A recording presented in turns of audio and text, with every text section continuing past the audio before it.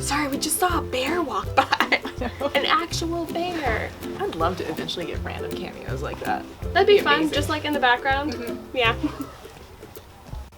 Hi, I'm Katie. And I'm Leslie. And we're all booked. And today we're joining you in video format, which is not something we do very often on Allbooked, but it's something that we're going to be adding on to the front of our episodes. So you'll have a chance to see our episodes kind of live and get to know some of the faces on there. Speaking of upcoming episodes, you have the chance to join us live on January the 28th at 7 o'clock for our 100th episode recording. We will be at the Friends of the Library's annual meeting. You have a chance to join us for cupcakes and an amazing book review. But since that's a little ways off, you can sit back and relax and enjoy our interview with librarian Lou. 3, 2, 1.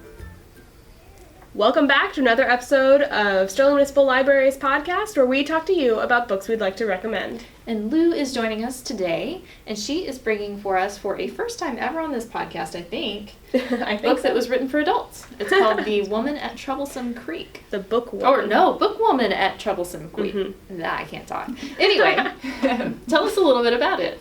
Well, I was fascinated by the title because a few years ago, a local Texas author named Kathy Apelt had written one that was about that area, but it was a short children's book and there wasn't a lot of information. And so when I saw it, I was really interested because I knew about the women that were actually hired as part of, after the Depression, the work projects program that Roosevelt put in. And they basically made that for men and for the hard-working things. And then they realized that there were a lot of women that weren't getting by at all either.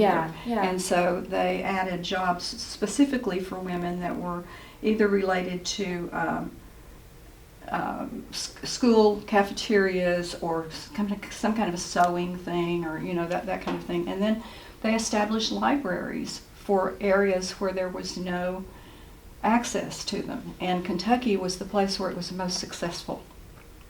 It was in the mountains, and so this is the story of Cussie Mary Carter. I love her nickname. That is well, amazing. actually, that's her name. Yes, Wow. She, her ancestors